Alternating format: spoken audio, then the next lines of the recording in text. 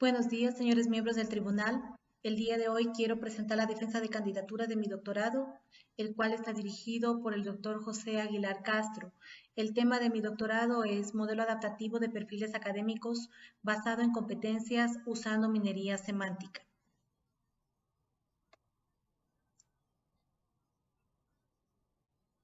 Entre los temas que vamos a abordar en la sesión de hoy se encuentran los antecedentes de mi proyecto y algunos temas puntuales relacionados con el marco teórico, como es el caso del procesamiento del lenguaje natural y la minería semántica.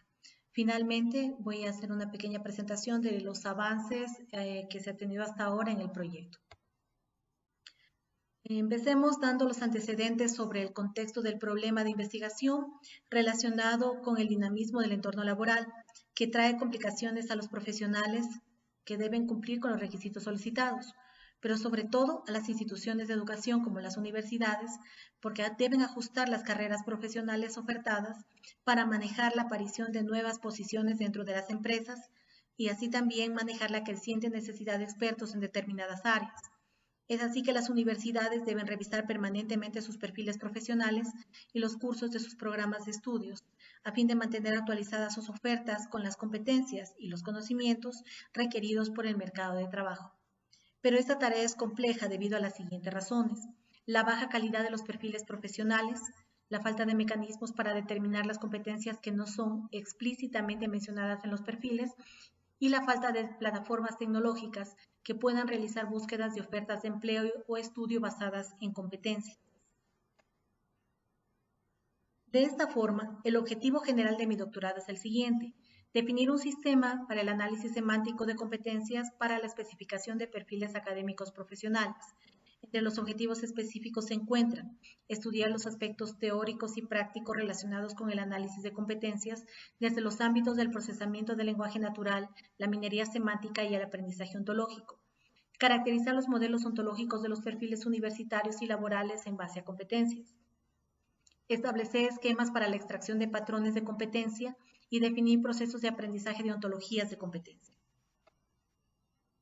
En función de estos objetivos se definieron los siguientes ejes temáticos: el aprendizaje ontológico y gestión de competencias, para establecer cómo el enfoque se aplica en la gestión de competencias; el uso de técnicas de procesamiento del lenguaje natural dentro del contexto de las competencias y la extracción de sus términos; el impacto de la minería semántica en la gestión de competencias para determinar qué técnicas y algoritmos de minería semántica han sido usados dentro de los modelos de gestión; así también entender los modelos de representación y gestión de perfiles profesionales, buscando las iniciativas que han propuesto para gestionar competencias en los contextos académicos y laborales utilizando modelos ontológicos. Es así que el aprendizaje ontológico tiene que ver con la población ontológica, el alineamiento enlazado y mezcla de ontologías de competencias. Las técnicas de procesamiento del lenguaje natural utilizadas incluyen diversos modelos de lenguaje, el uso de patrones, reconocimiento de entidades, así también plataformas y librerías preferentemente en idiomas distintos del español. Las técnicas de minería semántica tienen que ver con la minería de contenido de la web, el uso de medidas de similitud y la lógica descriptiva para razonar acerca de competencias.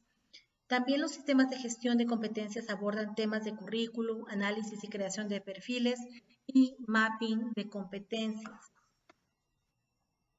En cuanto a las deficiencias y desventajas detectadas dentro de estos ejes, se encuentran la heterogeneidad semántica de las ontologías y los mecanismos de actualización ontológica que estos modelos tienen.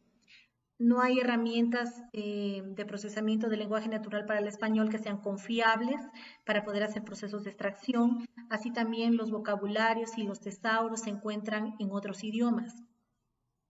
Tenemos el caso de que en la minería semántica no tenemos las herramientas y las bases de conocimientos en idiomas diferentes de español, y los modelos para la representación y gestión solamente están orientados a un contexto en particular, sea el reclutamiento de personal o la planificación de competencias académicas. No existe un esquema que nos permita la integración de ambos contextos. Empecemos ahora con el fundamento teórico de mi defensa de candidatura, que tiene que ver en primer lugar con el procesamiento del lenguaje natural. Haciendo relación que el procesamiento del lenguaje natural tiene que ver con el uso de las computadoras para entender los lenguajes humanos, en donde el proceso de entender implica que el computador puede reconocer y usar información expresada en lenguaje humano. Para ello es necesaria la combinación de varias disciplinas, como es el caso de la lingüística, la inferencia estadística, el machine learning y la inteligencia artificial. Entre los retos que enfrenta el procesamiento del lenguaje natural se encuentran la ambigüedad, es decir, que los términos tienen diferentes significados. Esta ambigüedad es de tal forma que existe la ambigüedad léxica o a nivel de sinónimos, la estructural, que se da cuando una oración con más de un sintagma preposicional genera más de un árbol sintáctico, y también la pragmática, donde el significado semántico de la oración no es el descrito por la estructura lingüística de la misma.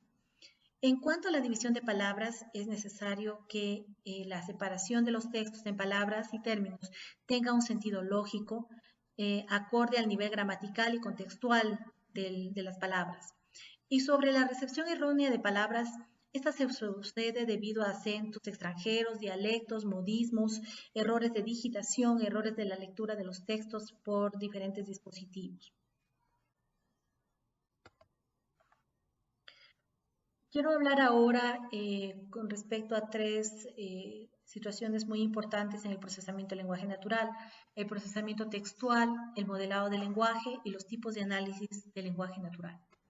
Comenzaré con el proceso textual, en donde lo importante es la recuperación que se puede hacer de los documentos, y el procesamiento del lenguaje natural permite la obtención de los documentos como tal, según las consultas formuladas por el usuario, siguiendo algunas consideraciones, como son la indexación de cada documento según un conjunto de términos relevantes, la representación de la consulta en términos, la comparación de cada documento con la consulta buscando aquellos con mayor similitud, un ranking de resultados que nos permita establecer la posición de los documentos en función de la similitud con la consulta.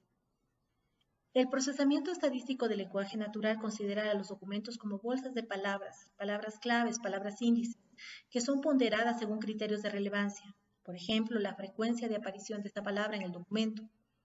Este procesamiento requiere de dos pasos muy claros: el preprocesamiento, que implica la preparación del texto, su limpieza, su normalización, y la parametrización, que realmente lo que hace es cuantificar estadísticamente características dentro de los documentos. Es importante destacar que en el preprocesamiento, la normalización lo que hace es aplicar un modelo de lenguaje al texto. Existen algunos tipos de modelos de lenguaje que nos permiten a nosotros establecer estas normalizaciones, pero entre los conocidos se encuentra el stemming, que lo que hace es reducir las palabras de los documentos a sus raíces, de tal forma de poder hacer un modelo más estandarizado. Y también están los enegramas que son secuencias continuas de palabras en función de una probabilidad. En cuanto a la parametrización, hablemos de que estas características que buscamos dentro de los documentos pueden ser en función de la frecuencia, es decir, el número de apariciones del término en el documento. Hay una medida muy usada para determinar este tipo de parametrización, que es el TF-IDF, que establece la relevancia de un término en un documento y en una colección de documentos. Además, también podemos caracterizar a las palabras en función de la distancia, utilizando espacios vectoriales entre estos dos términos. Una medida muy común es la distancia euclidiana, que nos permite establecer estas distancias. Finalmente, la similitud determina la fuerza de la relación entre dos términos, y nosotros podríamos utilizar una medida de similitud léxica, la cual compara a los términos en función de los caracteres que les son comunes. Hablemos del modelado del lenguaje. El modelo del lenguaje define la estructura del lenguaje como tal, identificando las unidades de significado y así manejando la complejidad de la sintaxis o semántica del texto. El modelo probabilístico define una distribución de probabilidad sobre las palabras según su ocurrencia en los textos. Utiliza enegramas, las cuales consideran las n-1 palabras anteriores para predecir la siguiente. Para ello se requiere de que se dé una estimación a priori de una secuencia de palabras. Existen algunos modelos de enegramas. Los más utilizados son los unigramas, que se restringen a la probabilidad de una sola palabra. Los bigramas, en donde una palabra es estadísticamente dependiente de la palabra temporalmente anterior. Y los trigramas, en donde una palabra es estadísticamente dependiente de las dos palabras temporalmente anteriores. Entonces, para la oración e instalación de software que se presenta en pantalla, hemos calculado los enegramas y obviamente podemos ver que hemos determinado los unigramas, bigramas y trigramas. Una vez que ya hemos colocado los documentos en este modelo de lenguaje, lo que se hace es establecer una matriz de frecuencias de los términos dentro de los documentos. En la parte central del gráfico pueden ver ustedes esta matriz de frecuencias, en donde para el documento 1 y el documento 2 se establece cuántas veces aparece cada uno de los términos. Al final, lo que se hace es realizar un traslado de estas frecuencias hacia coordenadas dentro de un espacio vectorial, que lo ven ustedes a la derecha, y así es como nosotros podemos establecer cuál es el espacio vectorial que ocupan estas palabras dentro del contexto que se está estudiando. Luego podemos ponderar la relevancia de estos términos estableciendo distancias entre ellos. Podemos utilizar la fórmula de la distancia euclidiana, la cual es la raíz cuadrada de la sumatoria de la diferencia al cuadrado de las coordenadas de los ejes de los puntos. Los resultados que ustedes ven en la parte inferior se reflejan la distancia que existe entre los pares de palabras. Por ejemplo, análisis y programación tiene una distancia menor en relación a otros términos comparados, es 1,41. Le sigue análisis y bases de datos, que tiene una distancia de 2. Y un par con mayor distancia realmente es instalación, programación, que tiene una distancia de 6,40. Otro modelo que es importante mencionar es el modelo de espacio continuo. El modelo de espacio continuo predice qué palabras son cercanas entre sí usando vectores que presentan con 1 la posición de la palabra en la unidad de significado. Una vez definidos los vectores, se calcula la probabilidad de vecindad de las palabras usando un modelo de red neuronal, en el cual obviamente se establecen las entradas como vectores, la capa oculta de la red, que en este caso pueden verlo en la figura, tiene 2 neuronas, establece la probabilidad de la vecindad de las palabras mediante una medida de entropía. El resultado es un modelo de espacio vectorial, se lo pueden ver en la parte inferior del gráfico. Es un modelo de espacio de 2 dimensiones que representa aquellas palabras que son vecinas. Por ejemplo, la vecindad de la palabra rey y hombre se muestra en los pares de coordenadas que determinan sus posiciones dentro de la unidad de significado. Es importante destacar cómo el texto se traslada a un formato de vectores, en el cual obviamente la longitud de los vectores dependerá mucho de la cantidad de palabras que tengamos en el texto de entrenamiento. Obviamente estamos estableciendo una ventana de 2 para poder hacer comparaciones entre 2 pares de palabras. Y así es como en este caso pues podemos predecir cuál es la palabra vecina de otro. Otro modelo interesante de comentarles hoy es el modelo condicional. El modelo condicional es utilizado habitualmente para etiquetar y segmentar secuencias de datos o extraer información de documentos. Para ello asigna una etiqueta para cada elemento y calcula la probabilidad de la secuencia correcta de etiquetas condicionada con las observaciones que se den en la data. Se puede representar con un grafo no dirigido en el que cada vértice es una variable aleatoria, en este caso, por ejemplo, una palabra, y las aristas representan las dependencias entre las variables en los vértices que se conectan. Entonces, podemos establecer una relación de probabilidad condicional entre ellas. En la figura ustedes ven el ejemplo de esta oración. El señor Barack Obama habló en New York y Obama dirige la ONU. El objetivo en este ejemplo es asignar etiquetas de entidades a las palabras, por ejemplo, decir cuál es persona, lugar, organismo, acción, evento. Entonces, obviamente debemos establecer la probabilidad de que la etiqueta de la palabra sea persona y para ello observamos las dependencias de esta palabra en función de las aristas que están conectadas. Entonces, un caso puede ser de que la palabra está escrita en mayúscula o la palabra previa a esta palabra es señor o señora. De esta forma nosotros podemos establecer que la categoría de la palabra es persona. Otro tipo de modelo es el modelo lógico. El modelo lógico representa las restricciones del lenguaje de tal forma que permiten modelar dependencias lingüísticas.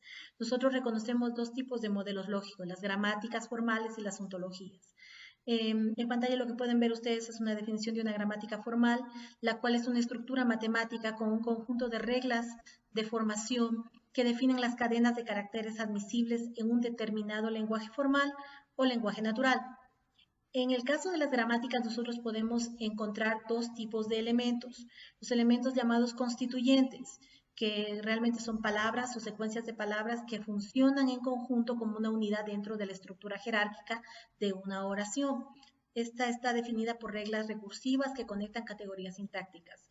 Es claro en la primera fila de la tabla que las reglas de producción están definiendo precisamente estos elementos constituyentes. De tal forma que si ustedes ven el diagrama que está en la parte superior, para el caso de la oración gerenciar centros de cómputo, estamos especificando un árbol sintáctico basado en constituyentes, donde los elementos más simples se encuentran en la parte inferior y obviamente hacia arriba se van haciendo los constituyentes, las estructuras más complejas. En la segunda fila, en cambio, se encuentra el otro tipo de elemento que puede tener una gramática, que es el caso de las dependencias. Es la noción de que una unidad sintáctica, en este caso una palabra, está conectada con otras dentro de la oración por enlaces directos. Se toma al verbo como centro de la estructura y las demás palabras están conectadas directa o indirectamente al verbo. Podemos ver en el ejemplo la misma oración en donde podemos ver que el verbo gerenciar es el que nos permite establecer las relaciones directas hacia las otras palabras de la oración. Estas dependencias pueden ser morfológicas. ¿En qué sentido? En el sentido de que una palabra o parte de ella influye en la forma de otra palabra. Hablemos de las dependencias sintácticas, donde el verbo determina la estructura de las palabras dependientes, o las dependencias semánticas, donde los argumentos y los predicados son semánticamente dependientes entre sí. El procesamiento lingüístico del lenguaje natural aplica técnicas y reglas que codifican las características lingüísticas de los textos según los niveles lingüísticos, con herramientas que incorporan al texto las anotaciones propias de cada nivel. Pueden ver ustedes en pantalla una figura que representa el esquema de procesamiento lingüístico del lenguaje que ofrece la librería Stanford Core NLP, donde el texto sin procesar ingresa a un flujo de ejecución que comprende preprocesamiento, donde el documento se divide en oraciones y en palabras, análisis morfológico, donde se realiza el etiquetado gramatical, donde se establece la forma, clase y categoría gramatical de cada palabra, el análisis sintáctico, donde se establecen las funciones de las palabras o grupos de palabras dentro de la oración, y el análisis semántico, que estudia a las palabras en función de su significado. Por ejemplo, a este nivel podemos reconocer entidades, lugares, resoluciones de correferencias, etc. El resultado se refleja al final en el texto, que está enriquecido con anotaciones de las diferentes capas o niveles de este modelo. Pueden ver un ejemplo en pantalla en el cual tenemos dos oraciones que ingresan en este flujo de trabajo de análisis lingüístico. Primero, en el preprocesamiento se divide el texto en oraciones y en palabras o tokens, como se los conoce. En el análisis morfoléxico se asigna una etiqueta lingüística a cada palabra. Después, en el análisis sintáctico se etiquetan términos en función de patrones lingüísticos. En este caso, términos de conocimiento, como pueden ver los patrones, son secuencias de palabras sustantivos o palabras como sustantivo, preposición, sustantivo. Al final, el análisis semántico establece una relevancia entre términos en función de su medida de similitud, donde aquellos cuya medida superan el umbral establecido son los que se consideran relevantes dentro del análisis semántico.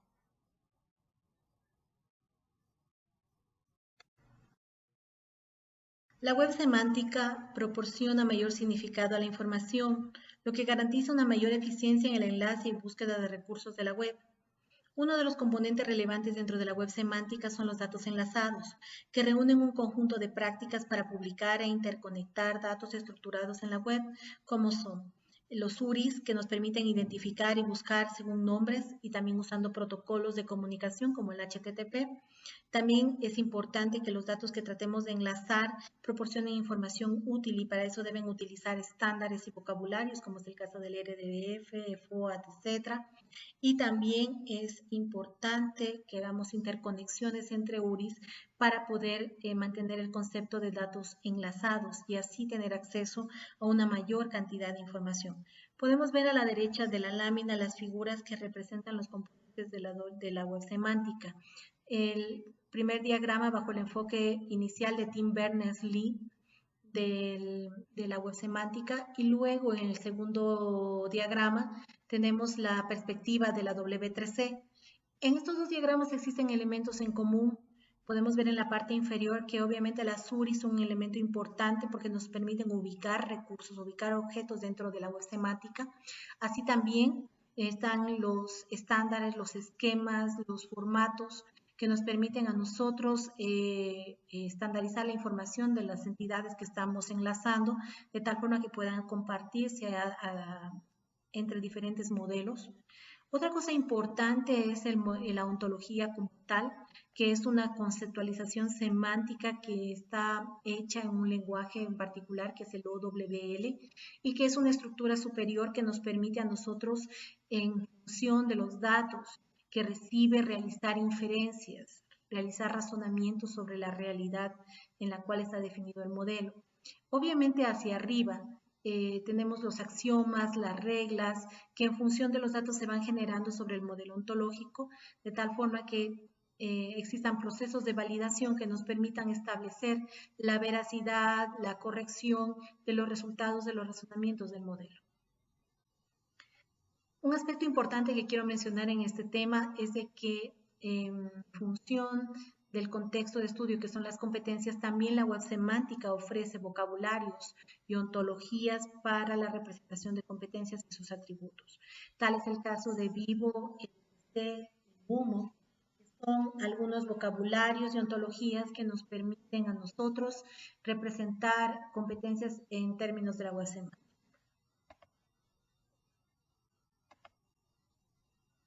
Hablamos hace un momento de ontologías. Yo creo que es importante mencionar que una ontología es una representación formal de un dominio, la cual es conformada por algunos elementos como son los conceptos, las relaciones, los atributos y los axiomas. En la parte inferior ustedes pueden ver una ontología construida en la herramienta Protege que representa este concepto. Podemos observar que hay conceptos, que hay clases, que existen relaciones entre las clases o los conceptos y que también obviamente esas clases tienen atributos o propiedades. Y también individuos, instancias de las clases como tal.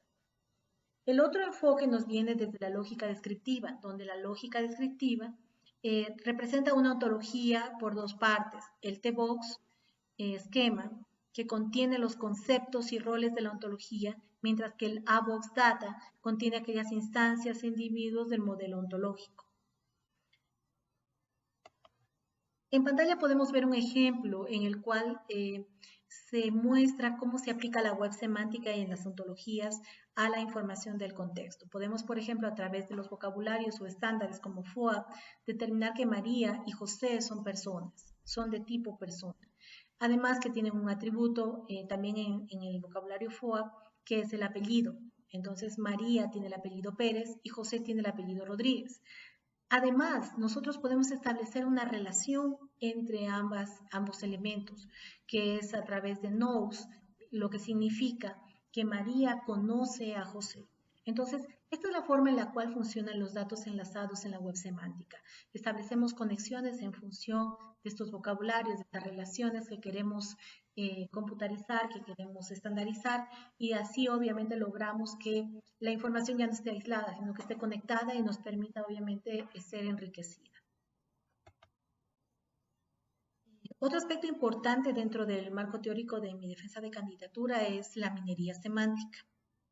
La minería semántica extrae conocimiento semántico desde diferentes fuentes, por ejemplo, páginas web, contenido sin estructura, contenido estructurado, grafos anotados, ontologías. Podemos establecer aquí algunos tipos de minería semántica, como es el caso de la minería de datos semántica, que incorpora contenidos a los datos mediante patrones. También tenemos la minería de la web semántica, que utiliza la minería de datos para obtener patrones de la web y que pueden ser en función del análisis del contenido de las páginas, de la estructura de los sitios web, en función a los enlaces y también del uso que las personas hacen de estos sitios y de estas páginas.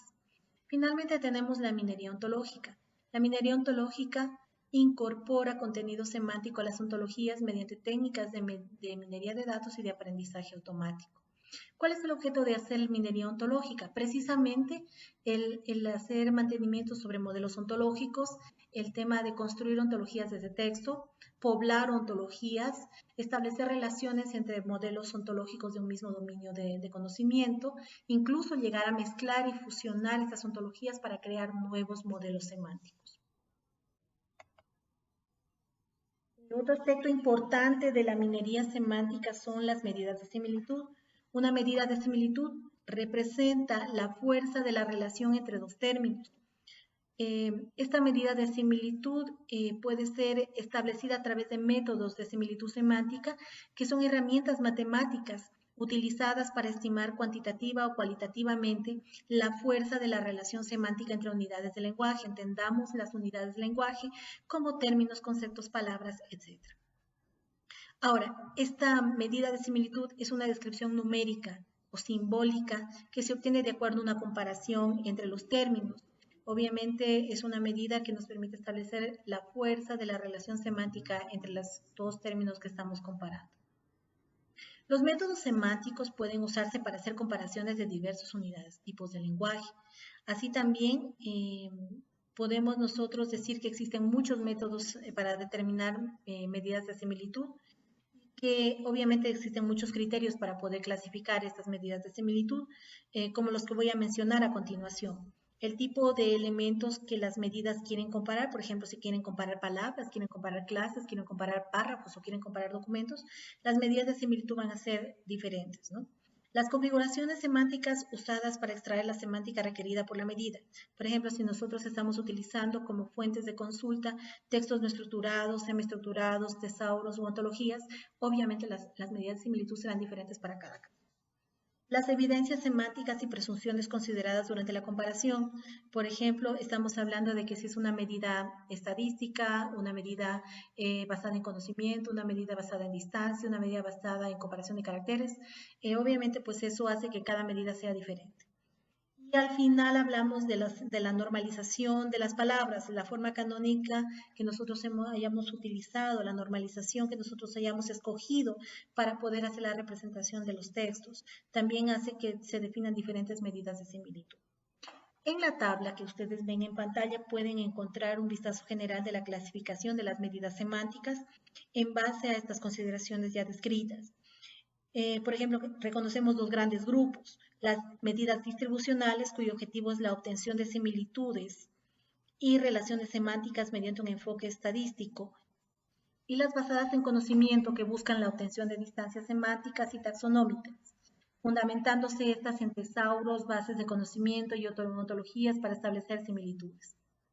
A la derecha van a ver dos medidas de similitud de enfoque distribucional. La primera es coseno, que es una medida de similitud existente entre dos vectores en el que se evalúa el valor del coseno del ángulo comprendido entre ellos. Luego también está el índice dice, que establece la similitud entre pares de palabras según los caracteres de que las conforman. Y finalmente la última medida tiene que ver con una medida basada en colonias de hormigas que se llama ACO, que establece la similitud de dos palabras según aquellos ancestros, hermanos e hijos de la taxonomía del tesauro que tienen en común. Hablemos un poco de minería de texto. La minería de texto realiza el procesamiento de información textual combinando varias técnicas como son minería de datos, aprendizaje automático, procesamiento del lenguaje natural, recuperación de información y gestión de conocimiento. Esta minería de texto usa las medidas de distancia léxicas para establecer relaciones de similitud entre los términos de los documentos que comparan o que minan. La más usada quizás es Liebenstein, que la trabajan como una técnica base. Esta medida representa el número de cambios que deben realizarse para que un término 1 se convierta en el otro término. Cuando el número de cambios es 0, se dice que la medida es máxima y se entiende que los dos términos son idénticos, mientras que si es mínima se entiende que no son similares y que tienen algunas diferencias. Hablemos también aquí de que existen varios problemas que la minería de texto está tratando de resolver, obviamente relacionados con el texto no homogéneo, las fuentes heterogéneas, el multilingüismo y la dependencia que existe al contexto. Entre las aplicaciones de la minería de texto podemos mencionar la extracción de información, el análisis de sentimiento, la clasificación de documentos y la elaboración de resúmenes. En pantalla, ustedes pueden ver un diagrama que representa precisamente un caso de elaboración de resúmenes donde utilizamos técnicas de minería de texto. Comenzamos con el procesamiento de la información textual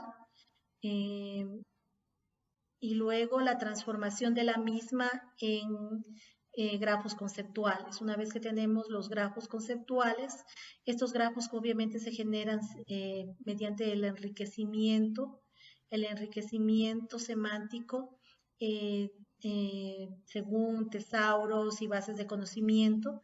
Al final, esta generación de grafos conceptuales pasa a un proceso de síntesis, donde mediante técnicas de ponderación escogemos o sintetizamos o verificamos cuáles son los grafos más relevantes dentro del conjunto que se creó en la fase anterior, y con ellos hacemos una generación de texto inicial que nos permitirá luego hacer resúmenes más pequeños.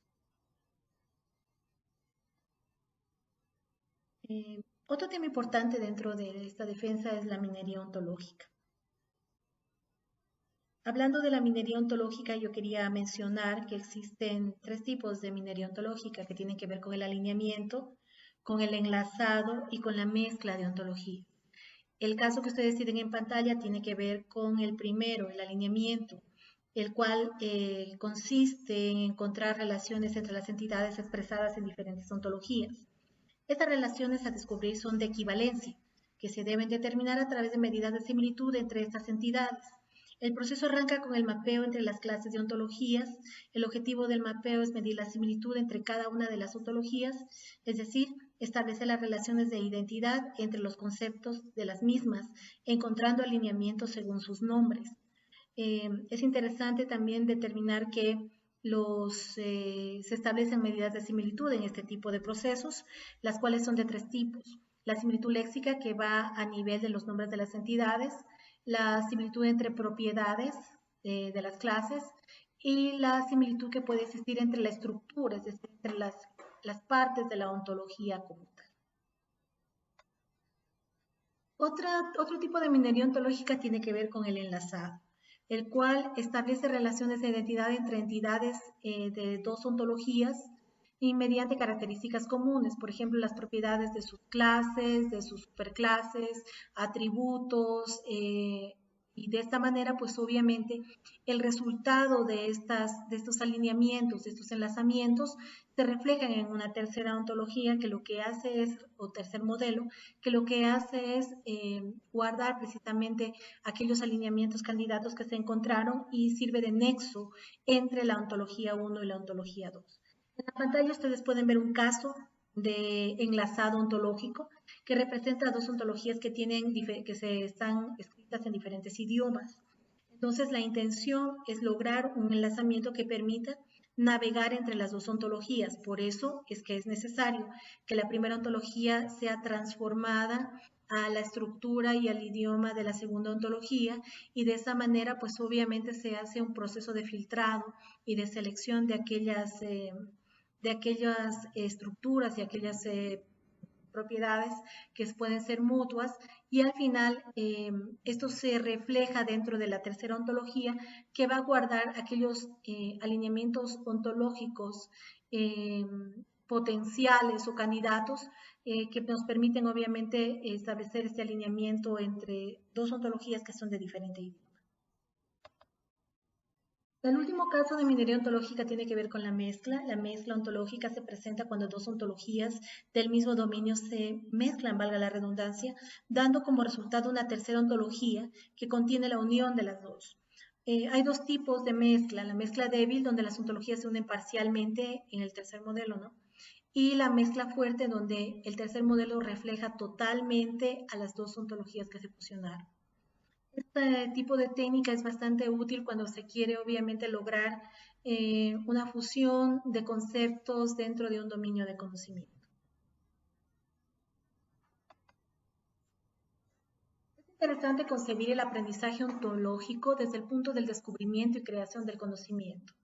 Y obviamente las técnicas de aprendizaje automático juegan aquí un papel esencial, porque sin ellas no podríamos realizar estos procesos de aprendizaje sobre las ontologías. Es así que la tendencia para lograr un aprendizaje ontológico efectivo y obviamente alcanzar el objetivo que es el éxito de la interoperabilidad semántica, lo primero que debemos hacer es establecer qué procesos automáticos y semiautomáticos nos ayudan en la creación e integración de las ontologías para luego con ellos comenzar a hacer descubrimientos de información a gran escala, procurando obviamente ciertos parámetros de seguridad, de rapidez, de confiabilidad y de calidad de los resultados. De esta manera, pues, esta técnica de aprendizaje ontológico contribuye a resolver problemas como el de la heterogeneidad semántica dentro de los dominios de conocimiento. También hablemos de las fases del aprendizaje ontológico, que son 4: importación, extracción, poda y refinamiento. En el caso de la importación, se hace para agregar y reutilizar conceptualizaciones de un dominio mediante la fusión de estructuras o la definición de reglas de mapeo. En el caso de la fase de extracción, seleccionan conceptos del dominio, sus entradas léxicas y la generación de la taxonomía de conceptos mediante técnicas de agrupamiento. La fase de poda es en donde el boceto de la ontología final se reduce, se analiza, se depura para obtener un modelo final, y en el refinamiento este modelo se utiliza para o se le incorpora nueva información léxica o nuevos conceptos o nueva información del contexto de acuerdo a necesidades específicas de los usuarios. Este es el momento en el cual en este proceso se realiza una validación del modelo como tal. El aprendizaje ontológico se puede realizar como se presenta en la figura, donde establecemos como salida los elementos de las ontologías. Reconocemos términos, conceptos, relaciones y axiomas y definimos tareas que se requieren para obtener estas salidas. En el caso de los términos, se debe preprocesar los textos y extraer los términos. Y luego, pues así para las otras salidas del aprendizaje ontológico. Ahora, para poder realizar las tareas, nosotros identificamos qué técnicas, qué recursos se utilizan para poder llevarlas a cabo. En ese sentido, las técnicas pueden ser estadísticas, lingüísticas o lógicas. En el caso de la tarea preprocesar textos, observamos que debemos utilizar una técnica de análisis de ruido en el texto, que es una técnica estadística, para poder determinar aquellos elementos de los textos que no son importantes. Por ejemplo, en la extracción de los términos, vemos que se utiliza otro tipo de técnicas, como son las lingüísticas, porque hacemos un análisis morfoléxico para establecer qué término debe ser considerado o no. O también hacemos análisis de concurrencia para extraer los términos y formar conceptos. A nivel de técnicas o recursos lógicos, es claro en la tarea de descubrir relaciones no taxonómicas que utilizamos reglas de inferencia lógica para poder establecer cuáles son aquellas relaciones, ¿no? Y también para construir las jerarquías taxonómicas de las ontologías. También, por ejemplo, cuando queremos llegar a los axiomas, la tarea de extraer axiomas necesita utilizar lógica inductiva y también utilizar formatos de axiomas a nivel lingüístico para poder reconocer aquellos axiomas que son viables dentro del dominio de conocimiento. Finalmente, quiero hacer una presentación general acerca de los avances de mi trabajo de doctorado. Hemos logrado la presentación de algunos artículos tanto en revistas como en congresos. Adicionalmente a eso, quiero mencionar que En este momento tenemos un artículo todavía en producción que esperamos salga pronto, relacionado con el análisis de las competencias desde la lógica dialéctica. Como se puede ver, las revistas en las cuales han sido aceptados los artículos se encuentran rankeadas en los diferentes cuartiles. Por ejemplo, son revistas de Q3, Q4, y últimamente recibimos la noticia de que nuestro artículo en el cual establecemos el modelo de alineamiento entre los perfiles en función de tesaurus fue aceptado en una revista que se encuentra en el cuartil 1. También hemos hecho colaboraciones hacia congresos, no solamente de los temas principales del doctorado, sino también que hemos hecho colaboraciones con otros estudiantes de doctorado, donde tenemos temas afines y hemos podido hacer aportes interesantes. Eso es todo lo que quería comentarles el día de hoy con respecto a esta defensa de candidatura, con respecto a todo el desarrollo de mi proyecto de doctorado. Gracias por su atención, por su tiempo. Estoy presta a resolver cualquier inquietud o recoger cualquier sugerencia de su parte. Y nuevamente, pues muchas gracias por la oportunidad.